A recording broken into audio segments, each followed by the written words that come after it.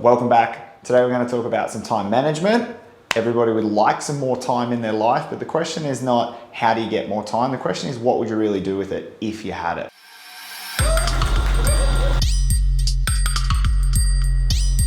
Nobody's business is so complex that this can't be done.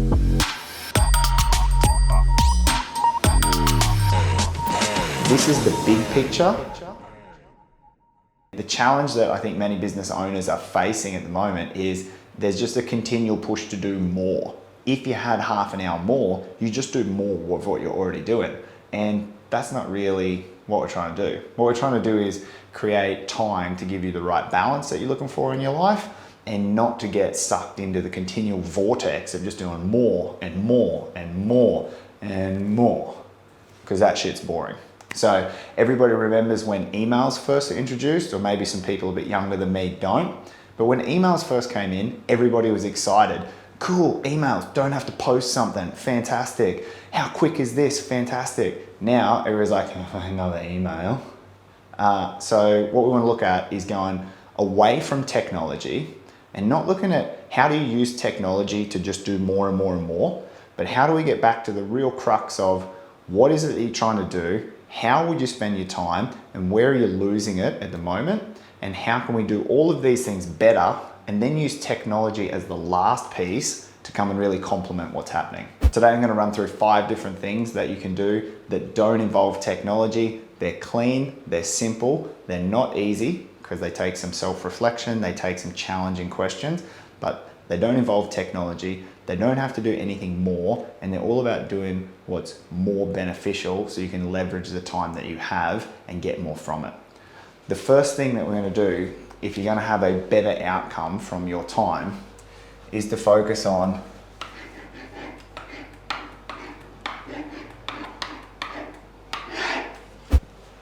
what is it that's actually a priority to you? Is it running your business? Is it time with your family? Is it time to focus on your health? Is it time to go to yoga in the morning?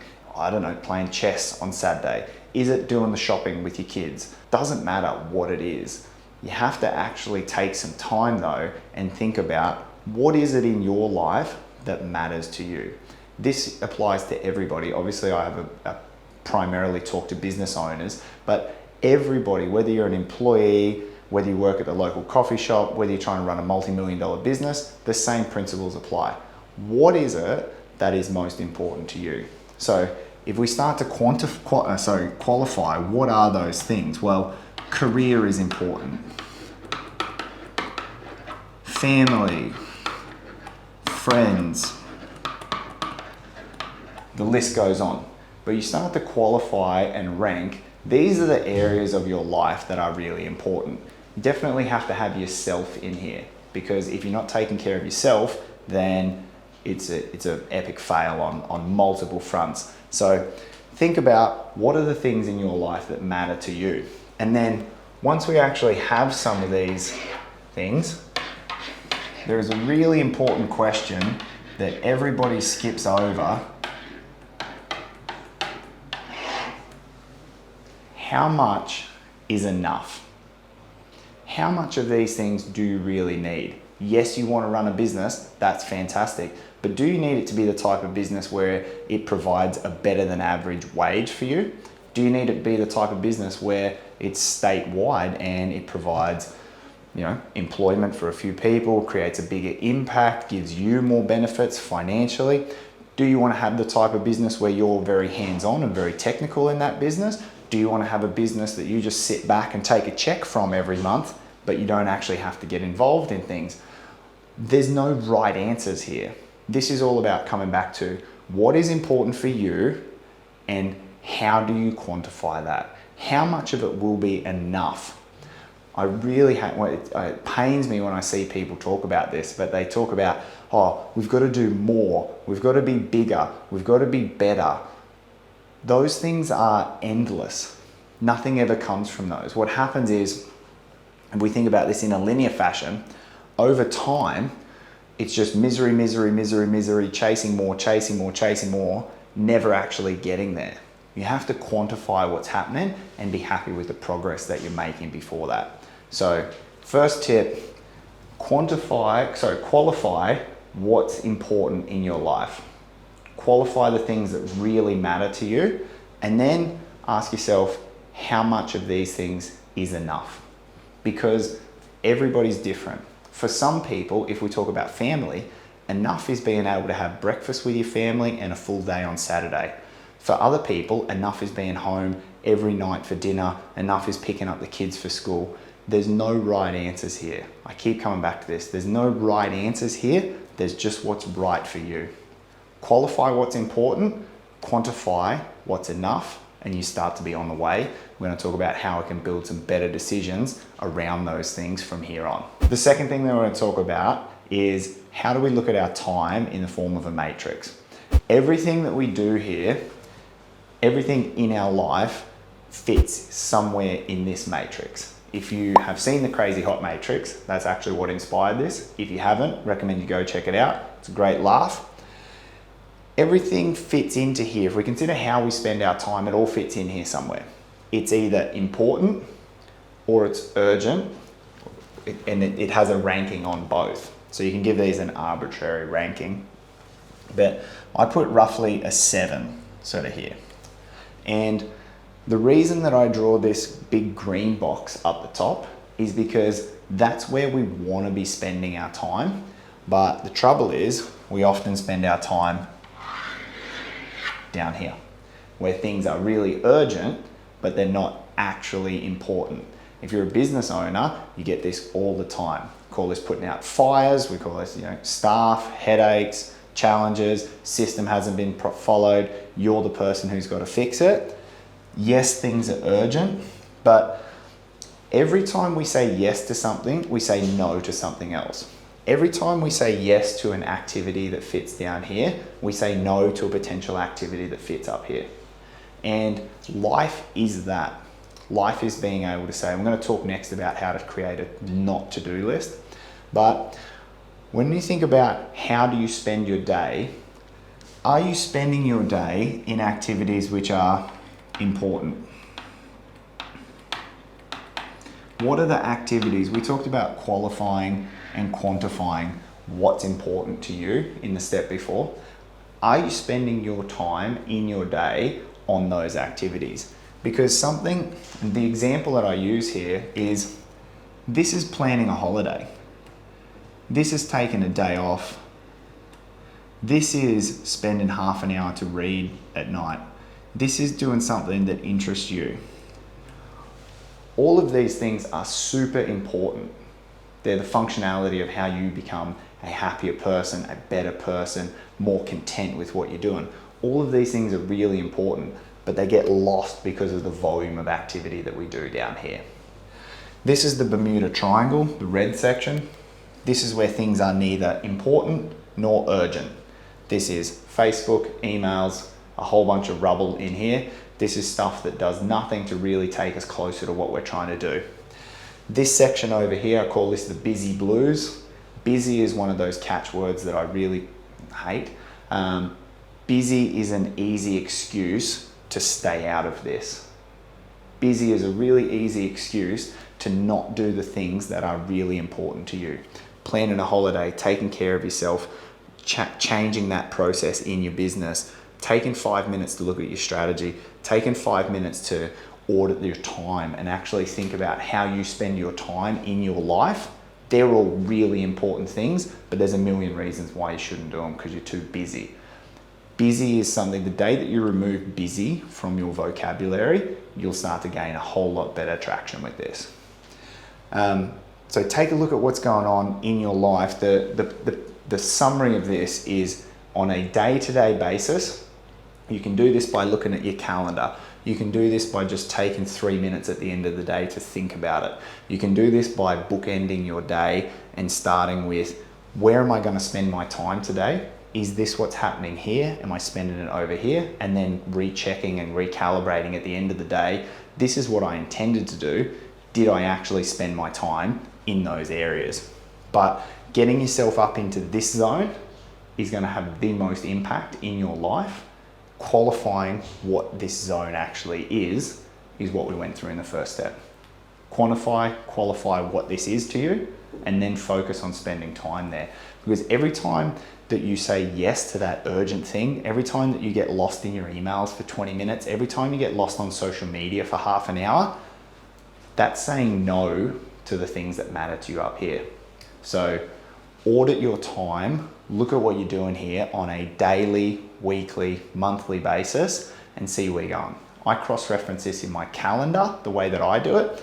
I color code my calendar roughly to these colors. Greens are shades of things that are really important, revenue generating, time with family, quality, that kind of things. I do a Saturday, Sunday in my calendar as well, so it's just all there.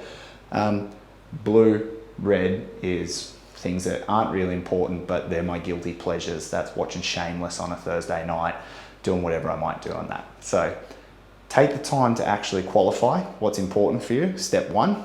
Step two, take the time to actually audit what you're doing with your life and work out ways that you can transition yourself, particularly out of this area up here, and definitely out of this area up into here. Because the more time you spend up here, the happier you're going to be, and the more content you're going to feel about how you spent your day, week, month, year. The third thing that I want to talk about today is your to-do list. Obviously, this is a very magical thing. I don't imagine anybody's heard of a to-do list. Here's my top tip: create a to-do list. Duh. The reason I've drawn this up here like this is because I'm going to give you a different way to look at this. Everybody has one of these. I have one of these, whether it's something that you write out or it's mental. You got this in your head, this is what I got to do.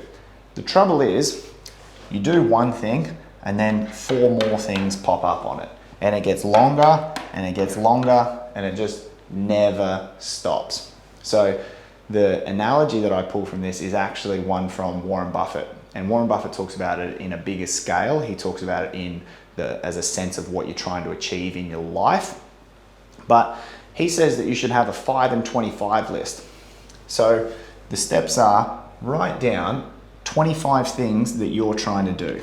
Now, for some of you list lovers out there, you might already have 25 things on your list. Same principle applies. So first step is write down the 25 things. If you don't have 25 things on your list, that's fine.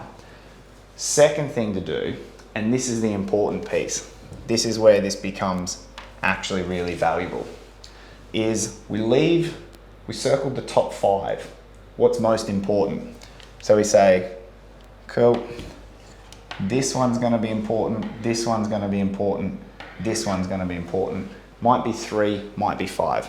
But you circle what is most important, and then you just take a line and cross out the rest of them. Because everybody only has so much bandwidth. You can't do 25 things this week. You can't do 50 things this week. You can't do 20 things a day and do them all well.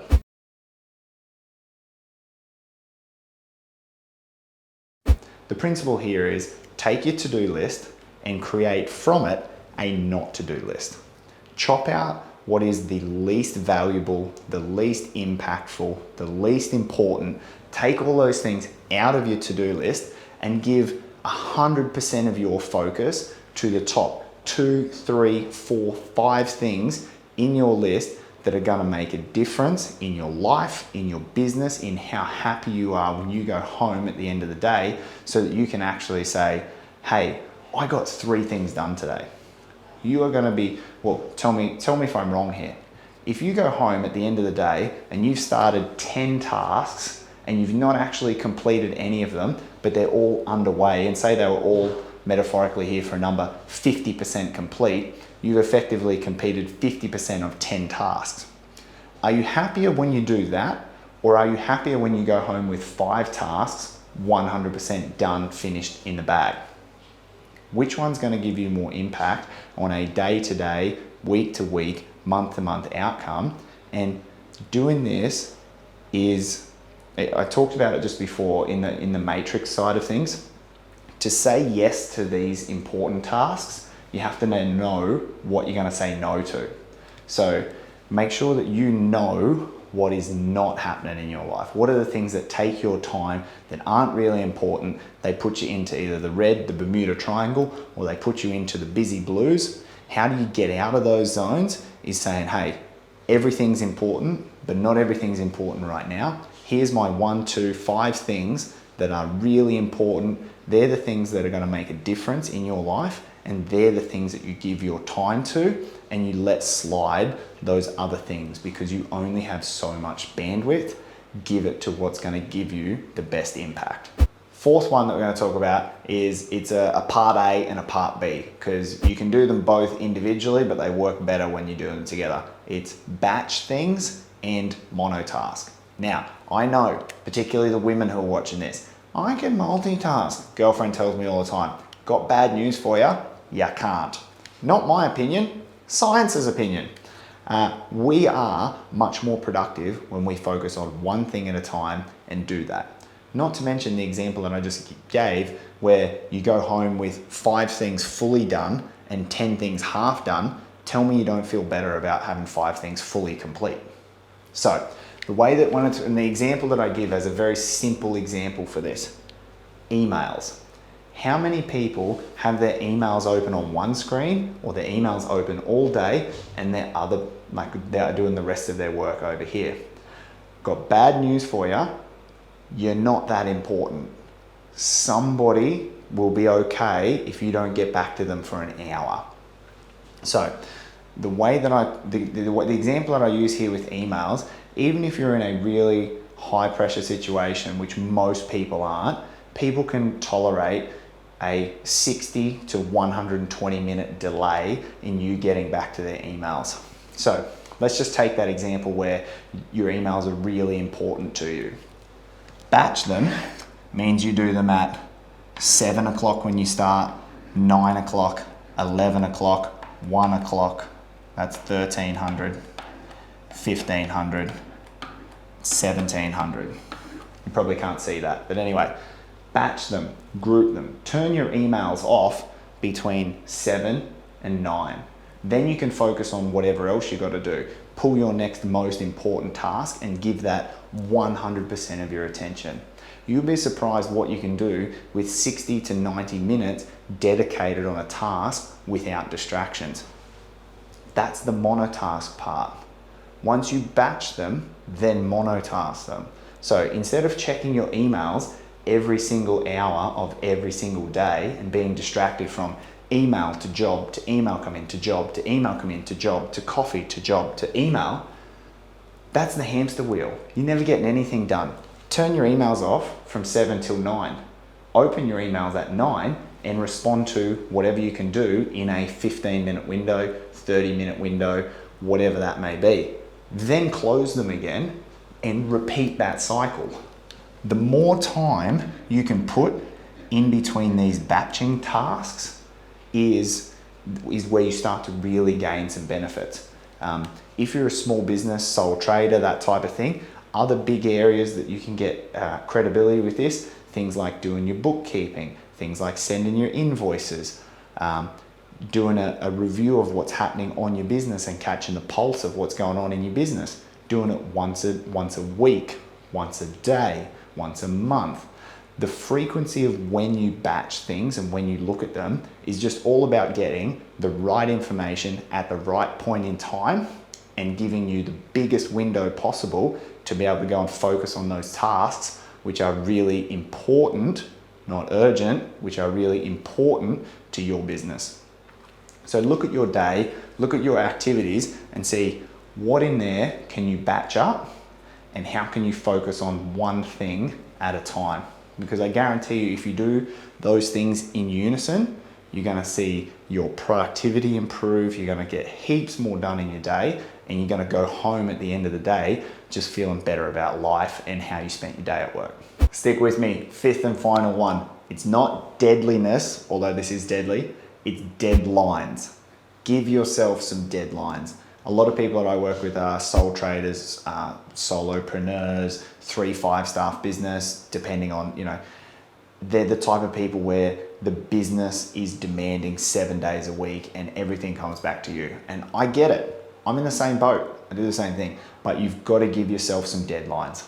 You've got to give yourself some start times, some finish times.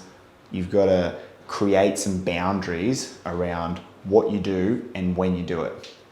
This is a fantastic one as well. As a procrastinator, if you happen to procrastinate, looking for different things to do, give yourself a deadline to have something done by, give yourself a deadline to start something with, give yourself a window to just start. If a task is really big, give yourself a window, say, you know what, you can't do all of it, but just give yourself an hour. I'm gonna start it at 7:30, I'm gonna finish it at 8:30, and I'm gonna be done.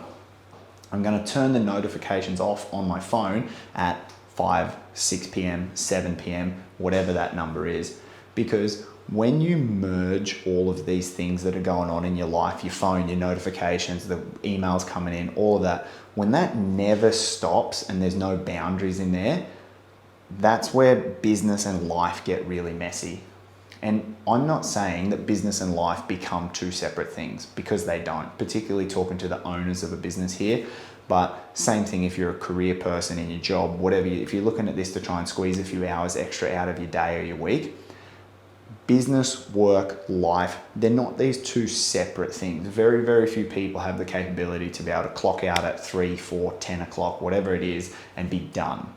The way that we manage this is by giving yourself some deadlines and some dedicated windows for, coming back to right at the start, if family is important to you, then from 6 p.m. till 9 p.m. at night, that's family time. That's what we do. From 6 a.m. to 8 a.m., that might be family time. From Saturday, all day Saturday, whatever it is, but you've got to give yourself some deadlines around that. It'll help create an urgency that things need to get done. It'll help you create some boundaries, and both of those things are going to help you walk out of the day feeling like you squeezed more out of it and just feeling happier and more content about what's going on. And that's going to start to continue that perpetual wheel of motion around it. So take the time to look at what's important to you and where you put some frames and boundaries around that, because you'll get some massive benefits out of it, I know. Thanks for tuning in, everybody. I know that this can be like an overwhelming task, and it's draining when you come to the end of the day, but we've covered quite a lot. To do a quick summary, the 5 things that we talked about are establishing, so qualifying and quantifying what's really important to you and how much of it do you need. Time, money, job, productivity. Put some real boundaries around that. Get rid of enough, get rid of more. We looked at a matrix to very clearly show this is where you spend your time, staying away from the busy blues, getting up into the green zone where you're doing important tasks that really matter to you. We looked at how to chop your to-do list in half and create a not to-do list. We built into how do we focus on batching tasks and monotasking things. And then we looked at how do we give ourselves deadlines to create boundaries and space around what's really important in our life. But everything comes back to this first piece around qualifying and quantifying what's really important in your life. Once you do that and you build through all these non-technical things, then you can start to bring in technology to help support that. If you bring in technology first, it's like the tail wagging the dog, the cart in front of the horse, whatever the analogy is that you want to pick for it, but it just doesn't work. If you haven't quantified and qualified what's really important to your life, and you haven't taken a look and gone, okay, that's what's important, this is where I'm spending my time, there's a disconnect there, that's why you're not happy with the output that you're getting, then any technology that you bring into it is just amplifying the problem. It's just more emails, it's just more noise, it's just more, better, bigger. It's just time wasted. So can't emphasize that enough. Take the time to work through these non-technical pieces and start to take control back of your time. Get your days productive. Your days will become your weeks will become your months, your years will become your life. And you're gonna look back at the end of it and be really happy about how you spent it, because you knew what was important to you and you dedicated time to that. Thanks for tuning in, and hope you got a ton of value out of it. Enjoy your day.